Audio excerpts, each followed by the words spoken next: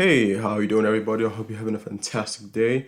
Welcome back to a brand new episode of the Ozigi Chronicles. I'm your host, Munir Ozigi, and this week we're going to be talking about the Astroworld strategy that happened in Houston this past week, and we're going to be talking about on a more of a sports side, UFC 268. So let's get right into it.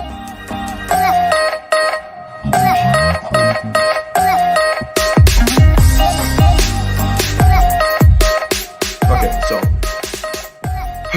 this story is so sad, bro, because of how avoidable it was. But yeah, when I originally came across the story, I thought it was like, oh, 8 injuries, and I just kept scrolling, and then later I found out it was 8 deaths. I was like, oh shit, this is something serious, because I had a conversation with a coworker a few years ago, and I think we are talking about Travis Scott and the culture, and I think this is when his album came out. So we're talking about the concert and how this thing called a mosh pit, that whenever he went to the concert, he usually involved himself in this antics, I would say, of a mosh pit is something like, it's usually you get roughed up and stuff because the whole everybody is so hype.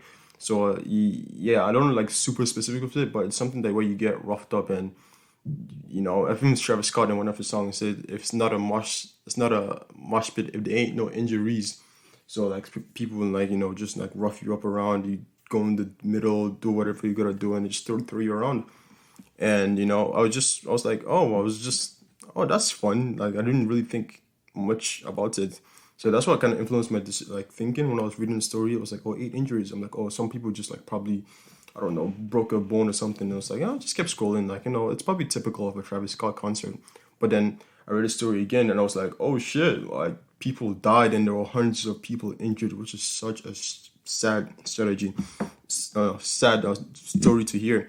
So in this podcast, I'm going to delve into each and every single detail of this concert. I'm going to, tell you guys my thoughts, and I want to be as unbiased as possible because there's a lot of like misinformation going around. So, and I've done my research. I watched, like, I was watching so many videos, looking at so many people's comments, and just like trying to get both sides or all sides of the situation, because this is something truly sad. Like, it's not every day that something like this happens, because there have been a number of concerts with more people and nothing like this ever happens. Because 8 people dead is something, especially with something, and in the way that it died too. And I believe there's not an official report right now, but it's most likely there was asphyxiation. This is due to a large number of crowd pushing forward, so people are just, it's just layers and layers of people just against each other, and you're kind of getting crushed, and you're like, oh my god, you don't know what to do because you can't leave, and so people got squished to the point of death. Some people had to get rushed to the hospital. So it's just a whole sad situation around. And the thing is, like, these people are very, very young. They're in early 20s. Some of them are even teenagers, and they died. And it's like really sad. This is something that they should have gone home after having fun. After having fun in the Travis Scott concert, you should be able to go home to your mom, pops, able to sleep in your bed. But unfortunately, some people went to the hospital. Some people are in the mortuary. Some people, are gonna get buried because of this sad situation. So let's just dive into it. So let's see. This was in Houston on Friday night, I believe, and Apple was streaming this event. There was a lot of people there, and yeah, a lot of people. I think Drake was there too. A lot of people were having their fun. They came, and then as this progressed, like, it started to turn to a situation where it was out of control, and like more people were pushing in. I believe there was a countdown in the concert where it was, I think, 30 minutes before Travis Scott came on, and every single like minute, like, it was counting down to Travis Scott coming on stage. There was people that were saying, like, you could actually feel the pressure. Like, every minute the pressure just increased because people are hyped. They want to see Travis Scott, and of course, so people just kept pushing in, and people in the front, they really felt the pressure from people behind, and there's nothing you can do. It's like, oh my god, you can't leave because there's so many people there, and it's gonna be hard to really just like wiggle your way out of the crowd. So yeah, it progressed, and people started to faint. People started to die. people started to some people got cardiac arrest and they started to rush to the hospital. And Travis Scott was performing. He saw some of these, and there's this myth going around like he did nothing to stop the crowd, and that is false. There was a video that shows that he did actually stop the concert for a few seconds to let someone leave, and I'm gonna play the clip right now.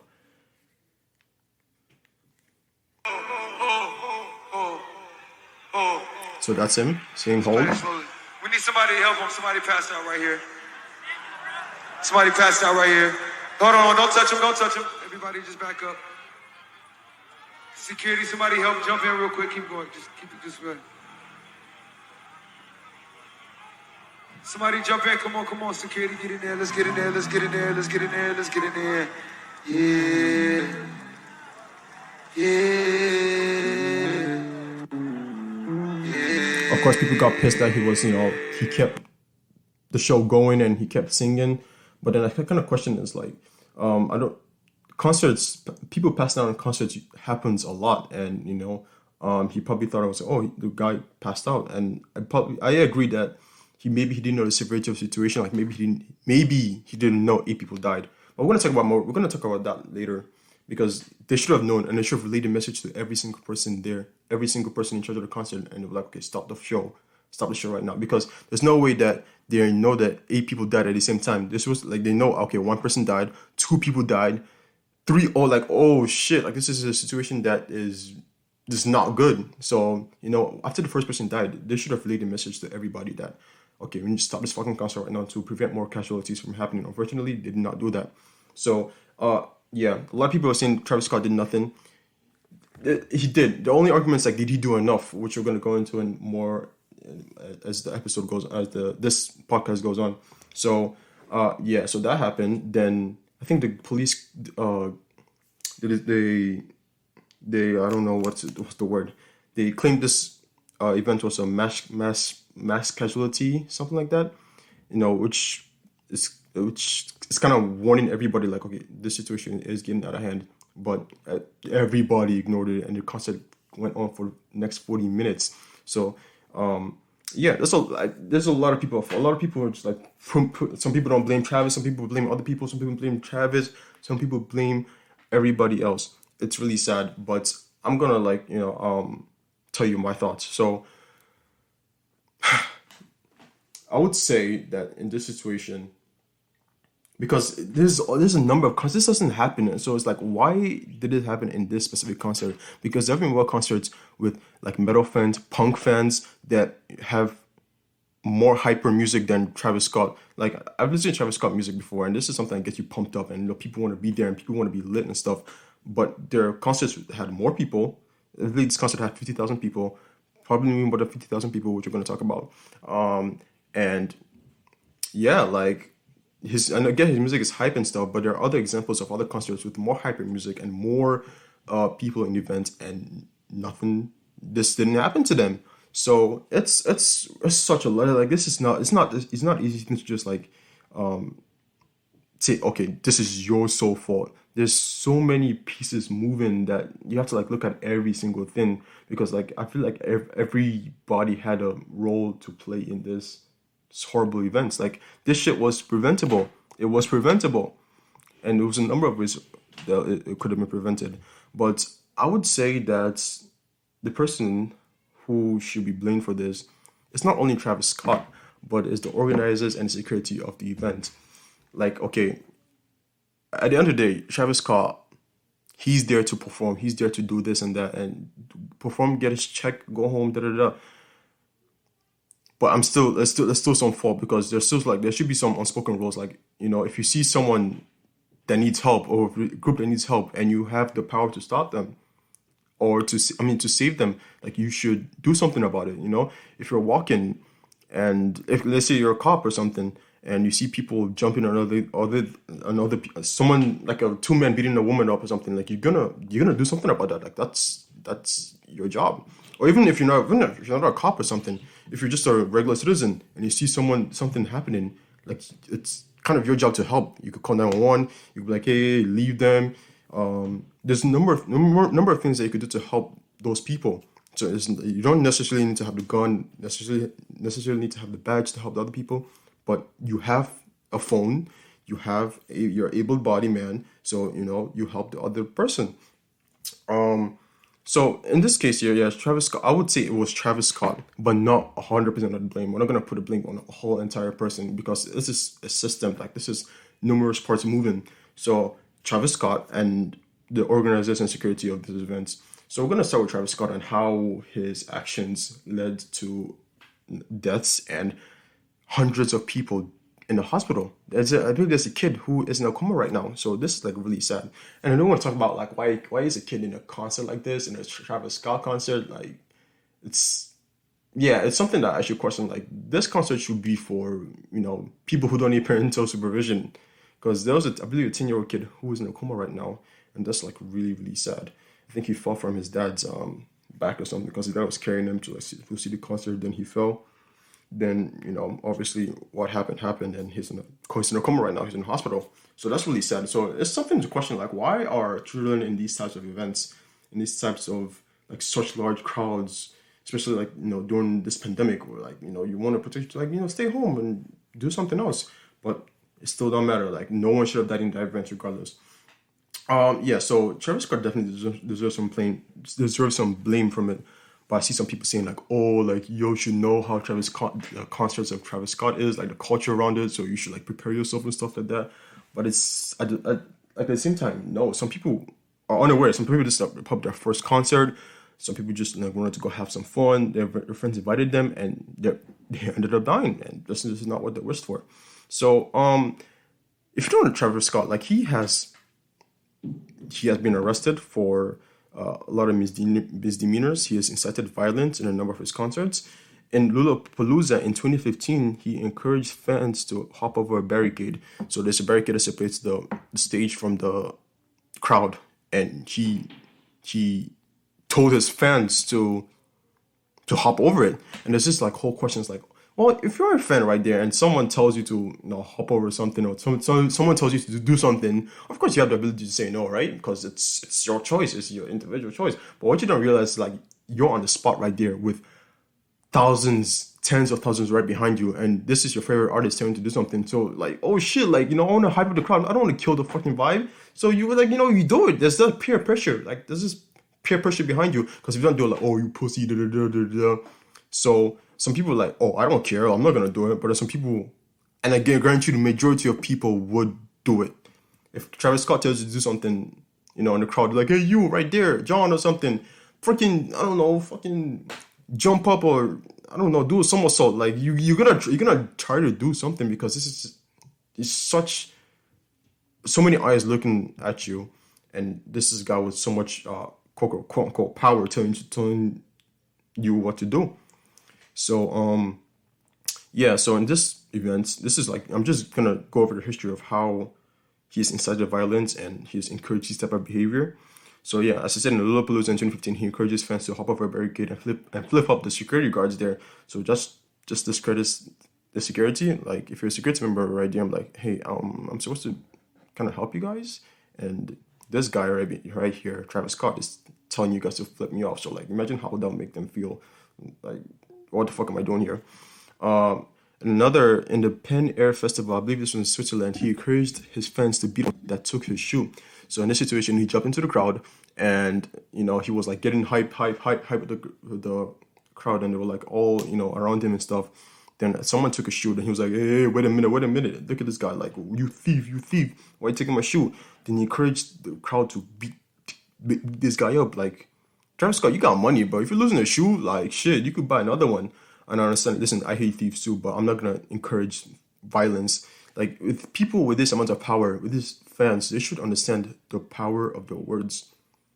Because, listen, there are people that don't know better. If you tell them to do something else, they do it. And this is why I encourage people in positions like where they have such a large fan base, where they have large supporters. I encourage them to watch their words and what they say to their supporters, because the same thing with Trump too. Like January 6th, I'm like, listen, bro, we got to, especially as president with so much immense power.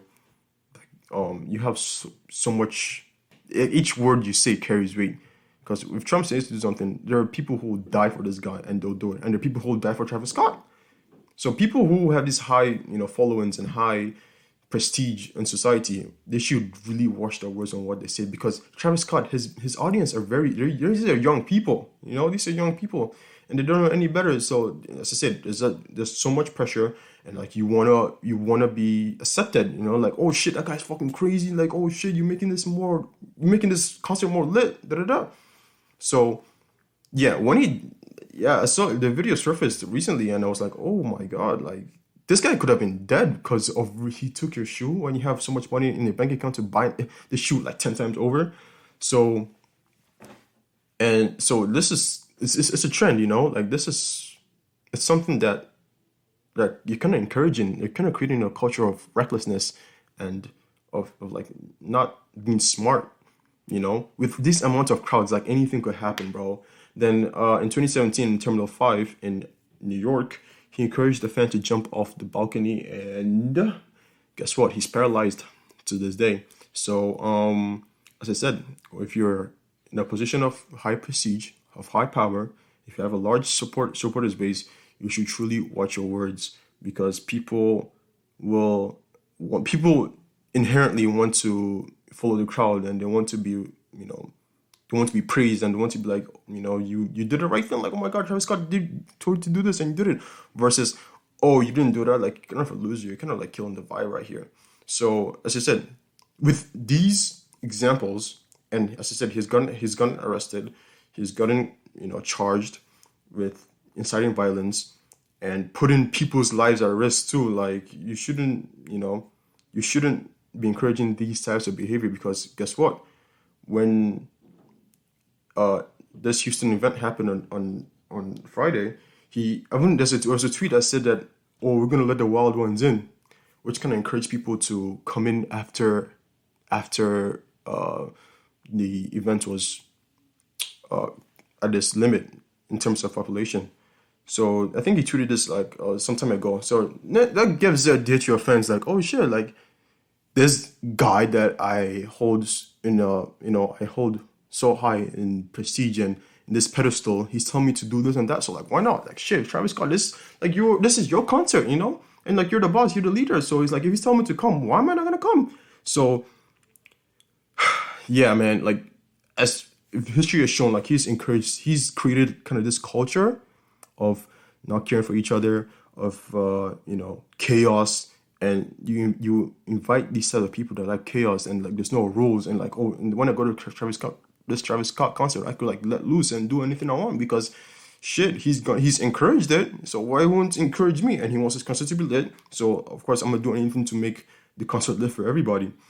And also, like on a side note, there was I heard there was someone in the concert that was injecting other people with drugs and stuff like that. So yeah, I don't know. The investigation has not shown anything about that, but that's pretty scary, man.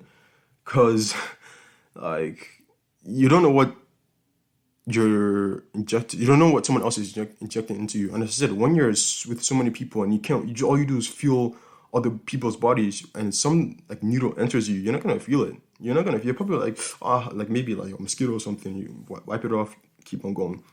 So that I just wanted to say that's really sad. But as I said, like when Travis Scott is doing all this, he's telling people to hop over the barricade, telling people to jump. He's creating this culture of chaos and just carelessness and recklessness. So when something like this happens, it's I'm like some of this falls on you, bro, because you have been encouraging this for some time now. Even this concert, when he told people there's a video of people jumping over the barricade to come into this concert. And they keep on. It creates a dangerous environment because there are more people than the venue can hold. So, like, of course, as I said, the people that died most likely died of asphyxiation. They got crushed in between human bodies, and with you telling the people, if you don't have tickets, still come. You're the wild ones. We're gonna let you in. You're creating more of that dangerous environment, because more people coming in. The more people come in, the more people get crushed. The more the pressure is felt. So I would say, like Travis Scott, like, hey, look at the history. This is you. This is your concert. People are listening to you. Okay? People are not listening to people who are, who come before you. They came for you. So in that regard, you do hold fault. I would say even another thing that I would say is that there were multiple signs of something being wrong during the concert. This one's kind of hard because, as I said, in concerts, a lot of times people pass out, and I would kind of be lenient on Travis Scott because he's not supposed to know the difference between passing out and death, which I think I'll blame on his security later on. After I'm done Travis Scott, I'm gonna go to the people who organize these events and the security members who were working there. So there's a lot of videos, people saying stop the show. They were chanting stop the show, and he was there. And I heard that he heard it and he was like, huh? And he just kept continuing. Like it showed a kind of lack of empathy, because if there are people saying stop the show, like you should ask like, why? Like, is there something wrong? I'm like, am I not, is this not hype enough for you, or is there something else? Like, you should kind of ask some questions, or something in your head is going off. That's another video I saw that he kept singing it. Let me see if I could play it here.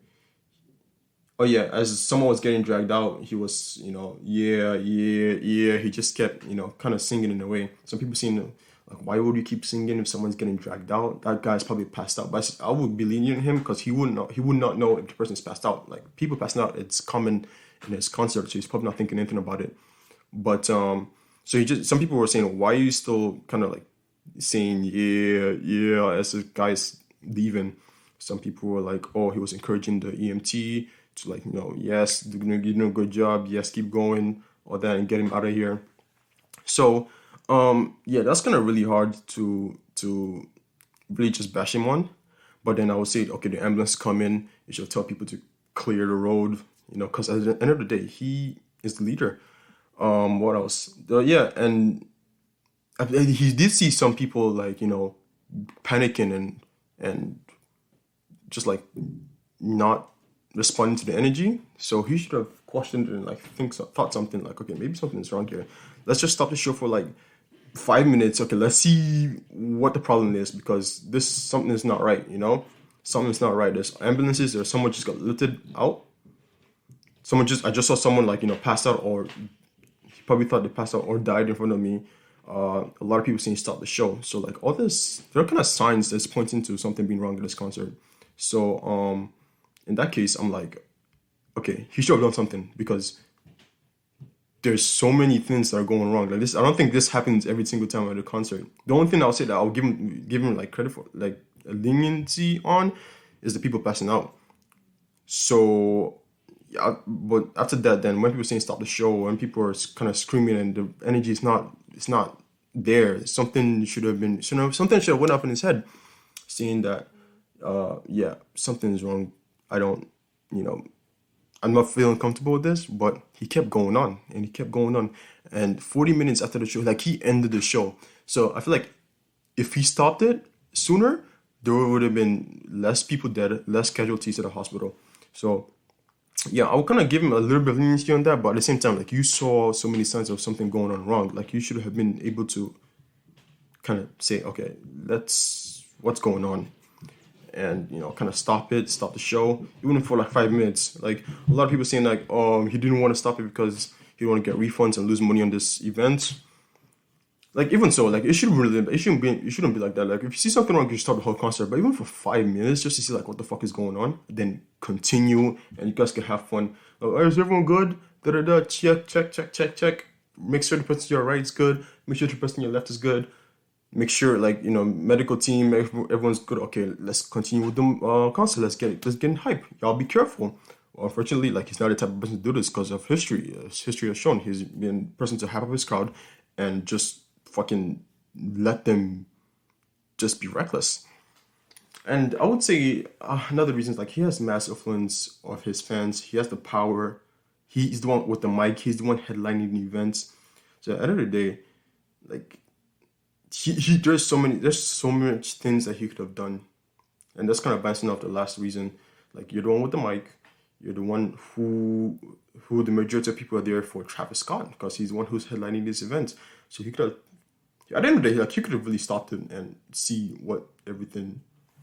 if everything was okay, because a lot of people shared videos of Adele asking, of Linkin Park, of metal bands asking, okay, is everybody okay? Da da da da. And even those people, like Linkin Park, their music is hype, but they don't create a culture of encouraging fans to do some dumb shit. So that's like, and they probably had more people come to the concert, but like nothing like this happened. So if you look at the history of all these other people, they don't see this history of encouraging people to fucking jump over the barricade, or people to jump. So they don't attract those type of people to their concerts. However, in this case, in Travis Scott case, when you're doing this in like over a period of time, a lot of people who want to just let loose and don't like rules, they come to these events. So yeah, Lincoln. I think there's a picture of this metal band. They like they make sure everybody was good. Like, if you guys don't do this, or if you guys don't back up, I'm gonna stop the show.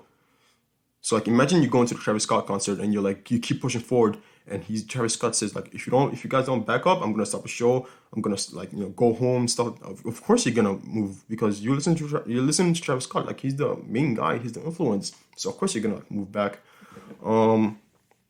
Yeah. So what else was I gonna say? Yeah. At the end of the day, he had the power of the mic, and this is your concert, Travis. If anything goes wrong, it's on you. Especially if it's something so avoidable, something out of your control. This is not like an Ariana Grande concert where I think there was I forgot, but it was outside of Ariana Grande's control. So like, no one blamed her, but people are blaming Travis Scott, and he does deserve some blame. I'm not gonna say he just deserves 100% of the blame, because he's not a security. He's not a person who organized the event. There should have been other systems and other people in place to make sure these types of things don't happen. And we're gonna jump to them. So I think it was Live Nation who organized this concert, and apparently there was like 600 security members in the concert. So a lot of people pointing hands to Travis, but at the end of the day, if you're security, it's your job to kind of protect the people. And which, it's true, but like, if you look at Travis, you don't make it easy. When in a concert, when you're telling, flip up the security officers, you're not making their job easy, because they're just discrediting it. Because if Travis Scott is like respected, I have this culture, like, make sure, if you guys are in a mosh pit, make sure everyone's good. Don't do this, don't do that. If you see someone do some wild shit, like, yo, stop, bro, and he's gonna stop, because the fans are on his side and always with him. So for the police, the security members there, I would say there was a lack of protocol, because I did see the video of people jumping over the people who didn't have tickets. They were jumping over to run into the concerts. I'm like, that kind of set a tone for the security, because this shouldn't be happening at all. Like, they should have some barricade in place or something. Like, you guys cannot jump over this. I don't know, but there should have been something like tight security. Like, if you don't have a ticket, do not come, because at the end of the day, those people who didn't have a ticket that came, they kind of contributed. They did contribute to the death of those people, because the more people you have, the more chances of you dying, because people are literally just crushing you, bro. So yeah, I would say security too, because yeah, from the get go, this was even before like night even set. It was during the day. A lot of people were just jumping over, going to the concert. I'm like, dude, is there security here? Like, is there security? Apparently not, or the security was trash, because people just literally came. And if you think about it, someone with a bomb could have, came. Someone with a gun could have came too, which would have been more devastating. So, like, in these types of events, when you're having 50,000 people, you should be security checking people's bags, making sure that people don't, like, with tickets, come, make sure the people that don't have tickets go back home, and send them back home and be hard on them. But unfortunately, it didn't happen, because a lot of people come. And at the same time, we're going to go back to Mr. Scott here, who's encouraging people to come to this concert regardless if they have a ticket or not. I would also say the organizers and security, because they had the ultimate power to shut down the concert after reports of the first deaths or injuries, which is kind of going back to what I said. So let's say that someone died. Okay, people are like, an ambulance comes and takes them, and they feel the pulse, and there's no pulse, and they should relay that to each and every single team member there. Like, oh shit, we're not like someone has died in this event. And literally after the first death, everything should have shut down. Like I don't care if Travis Scott was mad or crying, like they're like, oh, why you shut down my event? Look how much money I lost. Like security, your main job there is to make everyone there safe and secure and make sure they go home and like in one piece. But they didn't do that. There was videos of people. Let me see if I can play it right now. There were people who were streaming for. There were people.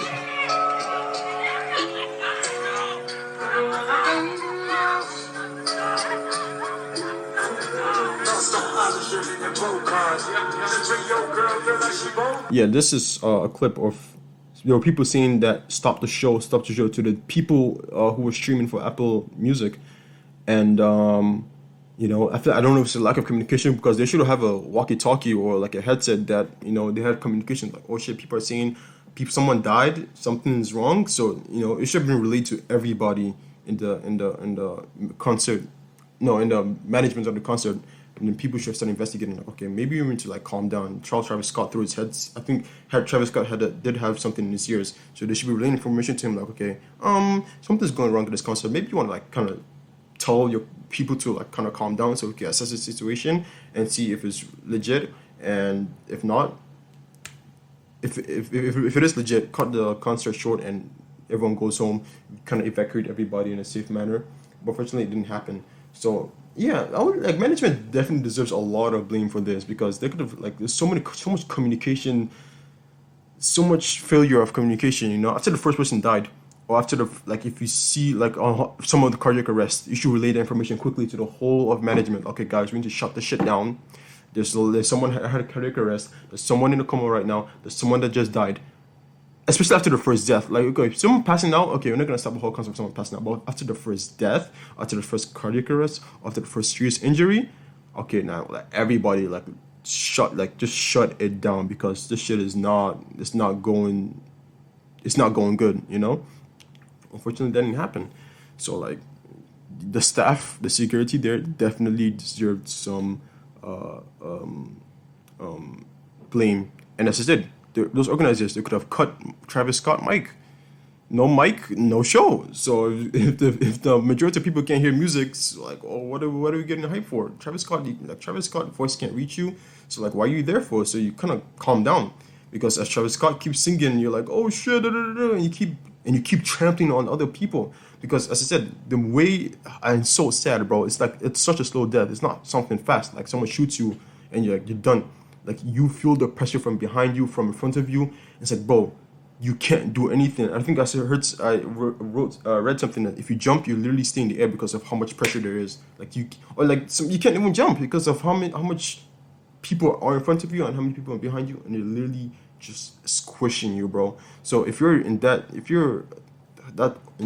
event, and you're the person dying, there's literally nothing you could do.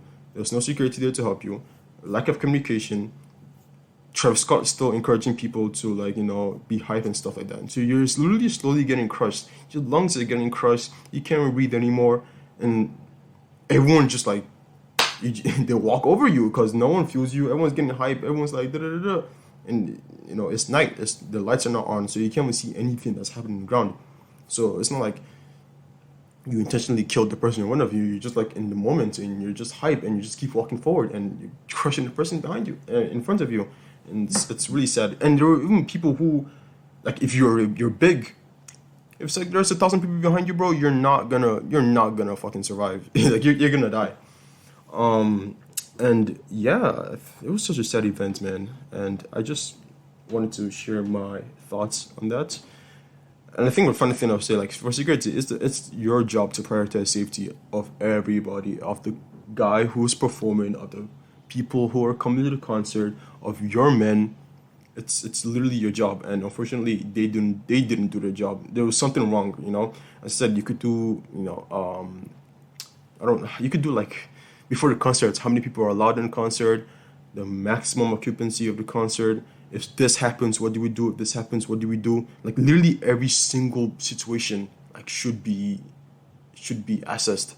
If someone with a gun comes, if there's a bomb threat, if there's rain or something, if the crowd gets too big, every single thing. And they should have nipped it in the butt. Like, they should have a lot of security members at the start, just like prevent people from coming back. After the show has been sold out, no more tickets. And if you don't have a ticket, I'm sorry, you have to go home. Because if you come, you're really putting everyone here at risk. So, yeah, definitely Travis Scott and the organizers and the security of the concert have some blame here. And I'm so glad losses are coming from every direction because they do deserve it.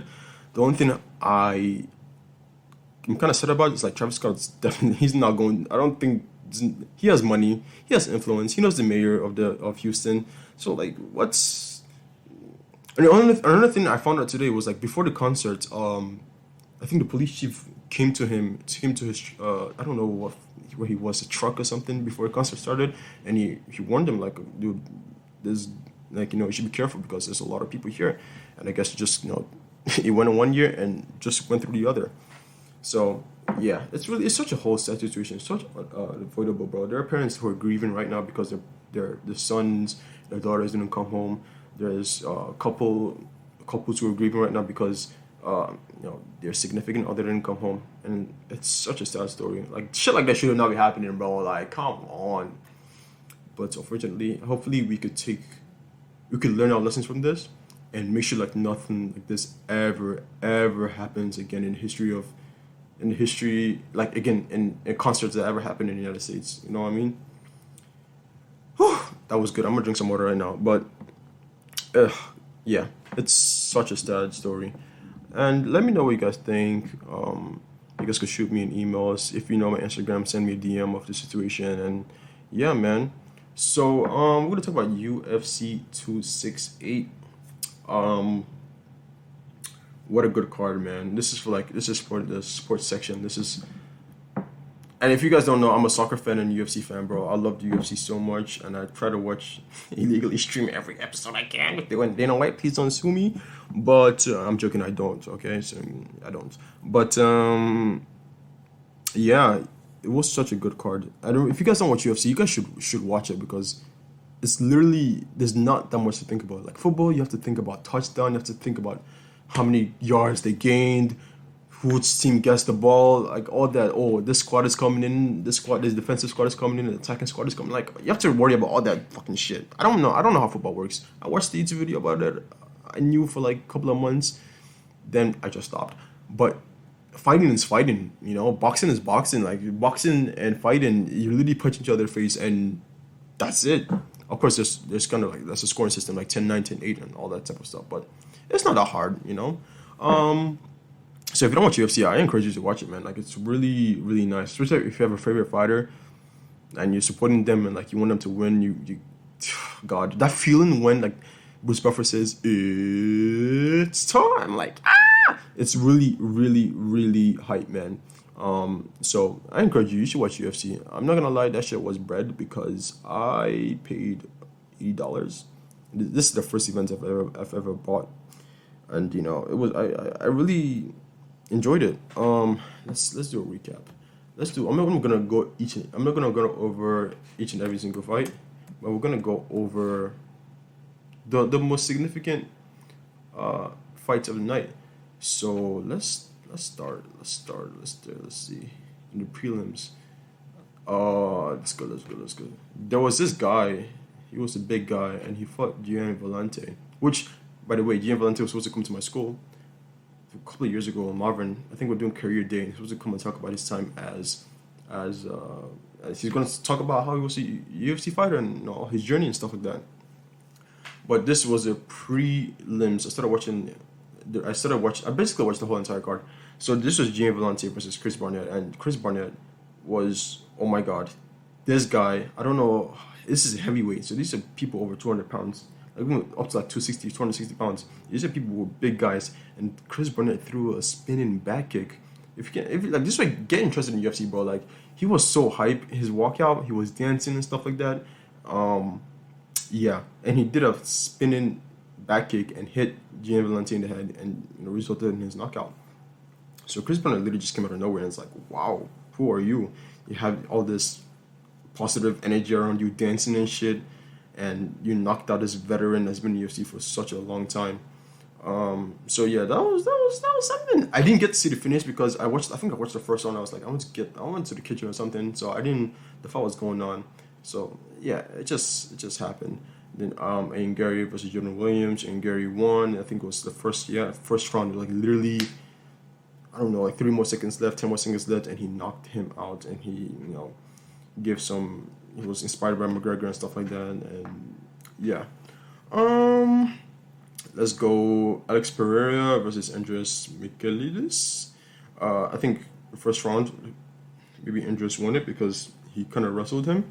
Then Alex Pereira came with a flying knee kick and boom. And let's see how this in the division. Like if he's definitely one of the best. I would say he's probably one of the best strikers. If you give him wrestlers, they'll try to negate his wrestling, but taking him down to the ground, he's probably gonna have a hard time. But we should see. Let's see. I'm curious to see how this is the guy who's knocked out the current champion right now, my boy Israel Adesanya. But it's gonna be an exciting future fight between both of them. So let's see how far Alex Pereira could get. And let's jump to the main card right now. The main card was started. This person who started the main card, or the people rather, Justin Gaethje and Michael Chandler, and oh my god, what a fight! I was like, oh! I just kept seeing like how it went through a roller coaster of emotions because of how hard these two guys hit. Justin Gaethje got the win. Michael Chandler, oh my god, what a G, bro! He's crazy, and these two guys, I just gotta applaud them. I don't know if they got fight of the night, but they definitely just deserve some bonuses, something like that. What a good fight. And this, like, everyone was so hyped for, like, please, bro, no one get injured, and they finally delivered three. I'm so mad that it was 3 rounds. It should have been 5 rounds, but it is what it is. What a great fight. Justin Gaethje with the win over a unanimous decision over Michael Chandler. Justin Gaethje, they're the top lightweights of the world. I hope Justin Gaethje is probably going to get the winner of Oliveira and Dustin Poirier. Michael Chandler, he wants to fight Conor McGregor. I'd like to see that fight happens, and I go for Michael Chandler. I think Michael Chandler would beat Conor McGregor, and yeah, man, these two fighters are G's. Shane Burgos versus Billy Quarantillo. I saw the fight too. God damn, these two guys have heart. Billy Quarantillo when the fight started, he was winning. His output was insane. Like he just kept going forward, hitting Shane. But then as the fight progressed, Shane started to get his rhythm, and he won. Even like the round kicks that he gave Billy kept coming forward. And I was watching that fight. I was like, let's go Shane, because if you didn't know, I trained in Tiger Schulman's for about 4 or 5 years. So I never saw Shane, but like Shane he trains in I don't know. I think he trains in another. He trains in New York, I believe. And so we're kind of the same. We train under the same brand of gyms, but obviously each gym has its own location. So he trained in a separate location from me. I've never seen a guy. I've never interacted with him. But just because under the brand of Tiger Schulman, I wanted him to win, and I wanted some guy from that kind of shares some similarity with. So I was gonna go for him. Frankie Edgar versus Molinvera. Oh my god, I wanted Frankie Edgar to win this. But I think he should retire because this is his second knockout for him in his last 2 fights. And he was a high output as always. First round, he took him down, Molinvera. Took him down and he was on top. Doing whatever he can from the top position. Then in the 3rd round, Molinvera got his front kick and knocked Frankie Edgar out. Which was really sad to see because I really like Frankie Edgar, bro. I've not seen much of his fights, but just because of his time in the UFC, there's so much respect to him, man. And that's why I kind of wanted him to win. But Marlon Vera, goddamn, what a sexy knockout! Front kick right to the chin, got him down, finished the fight, and next fight: Nemo Eunice versus Wiley Zhang. If you guys didn't know, Valentina Shevchenko and Rose Namajunas are my favorite fighters, female fighters of the UFC. The first fight, sexy switch round kick right to the face, tricked Wiley to kind of moving her leg back, but when she moved her leg back, her face popped out forward, so that kick just whoosh, and she fell. And Rose got the W in the first fight. So, they wanted to get a second fight. I'm not sure if Wiley had a fight after that. I'm like, listen, I'm a firm believer. If you lose a championship, especially like in that fashion, like you have to work your way up. Unless it's something like a 5-round like war, I understand getting a title shot like right after that because you really want to see who's the better of the two. After a knockout like that, I think you have to work your way back up, man. Yeah, so it was really surprising that she got the championship fight again, but it was split decision. A lot of people saying YD won. A lot of people saying Rose won. I think Rose won. Think yeah, I just think Rose won. Maybe because I'm biased because I wanted Rose to win, but I have to watch the fight again and actually see. But yeah, but it was a good fight. Rose had to respect Wiley's power because if Rose kept coming forward and Wiley caught her with these, Wiley is a very strong woman with very strong punches, and she had the power to knock out Rose. So Rose had to kind of be careful and manage the distance very well. Yeah, I'm really happy that Rose won because as I said, she's one of my favorite fighters in UFC. I like the way she just bounces and I like her footwork and how light she is on her feet and the way she beat Joanna twice, who was like the scariest woman in the division at the time, and she finished her. Yeah, that was really, really, really good to see. Then our final fight, which I'm gonna review, Kamaru Usman versus Colby Covington. Not respect to Colby because I believe Colby is a nice guy under all this guise of like being this mean Trump supporter. I think at the end of the fight you saw something like so nice that competitors do after they finished fighting, sharing almost an hour, 15 minutes in that cage together, bro. They embraced each other like, bro, I really respect you. Kobe told him something about I'll have to sell this fight as well as in this character trash talking. Kobe said understand the kind of like moments there. Then yeah, but Kamaru, my native Nigerian man, I was rooting for him and he won. And let's shout out to Trevor Whitman, bro, who coached Justin Gaethje, Rosenham Eunice, and Kamaru Usman. 2 champions. One, I think probably number 2 lightweight contender right now, if I'm not mistaken, and they all got a W this MSG. I was actually gonna go to MSG, but that shit is really expensive and not in that tax bracket yet to go to a live sporting events or live UFC sporting events. But yeah, I'm sure in the future I'll probably go to one. But yeah, I was really happy with Kamaru Usman from the second round. Yeah, he dropped him, I believe, twice.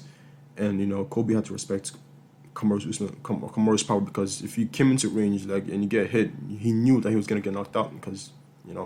So, yeah, Kobe is such a tough man, bro. He got his jaw broken and came on to win the round in the first fight. I'm like, bro, that deserves so much respect.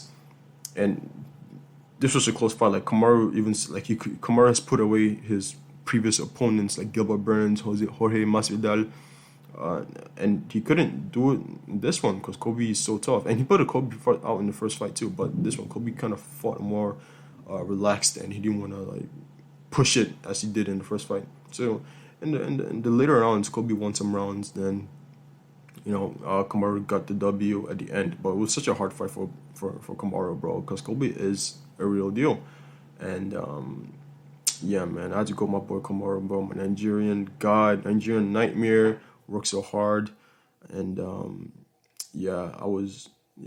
was a good card. If I bet on this card, I would have been good because I would have bet on Justin, Rose, and Kamaru, bro. Because I said Kamaru, I support that guy because I love the way he works and kind of like representation of me, like Nigerian guy in America making it through hard work. And we did practice martial arts.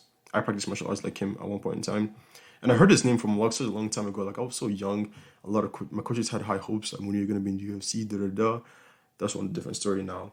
But the thing, they called me Nigerian Nightmare. I was like, Nigerian Nightmare? Like, what are they talking about? But then I realized, like, oh shit, Kamaru Usman, Nigerian Nightmare. And yeah, Rose, because my favorite female fighter, I love the way she fights. Justin, I did not really have a favorite here. I was like, may the best one win, but what a fight. And let's see. I was gonna say after UFC, what else would I want to talk about?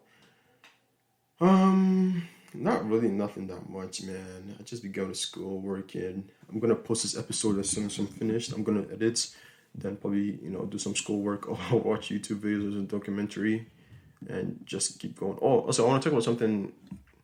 I think history has been there's some parts of history that have been altered and changed in some way, shape, or form. I think my siblings are going to come from school anytime soon. But I think history has been altered in some way, shape, or form. Like, I think for everyone who learns history, like, you should not believe everything you see or everything you thought, because there's some things that have been altered to kind of suit the narrative. Like, so if someone wins a war, I don't know what this. I think history is written by the winners. I think that's the quote. So yeah, a lot of people just kind of like to make things just suit the narrative, and they teach it to us. And yeah, it was just some thought that I have. Like, history, there's some parts of history that in my mind are probably like altered, and the full truth is not shown, because it could really change how we view the world.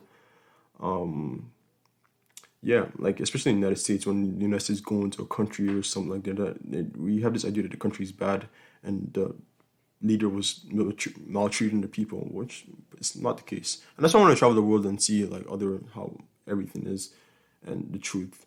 But yeah, it's just something I think I'm such a huge fan of questioning everything that you hear about. Like, you should question everything. Like, I don't like when people just accept information and like some people are going to try to control you with information. So I'm definitely, I'm such a huge supporter of questioning things, like anything, question everything, and just say, why is it like this? Why is it like this? Why is it like this? Instead of just accepting it. And I was just it's just a thought that I had yesterday, and I tweeted it out. Follow me on Twitter at Munir Ozigi. And I think this is the end of the end of the podcast. So I hope you guys have a fantastic week. I think this is it. If you guys, I don't know where you guys are listening to this podcast from, but if you listen on Spotify, please press follow, subscribe. Go to my YouTube channel, subscribe too. And I'm not posting any videos right now, but I will post videos in the future. I promise. And yeah, man, thank you for listening. If you listen to the whole podcast, I appreciate you, motherfucker. You're a real one. And I hope good things come to you in your life. And even if you didn't listen to this whole podcast, I still hope good things happen. Psych! No, I'm joking. But yeah, if you have any recommendations on what I should talk about, if you have any guests, please, I want some smart, real nice guests that have some really nice insights to life. It doesn't have to be the same perspective of life that I have, but smart people. I want people to come to this podcast because I'm kind of tired of fucking talking alone, because my throat is dry right now, and I gotta drink water, but it's okay, it don't matter. But yeah, I hope you guys have a nice, fantastic week. I'll see you next week. Peace.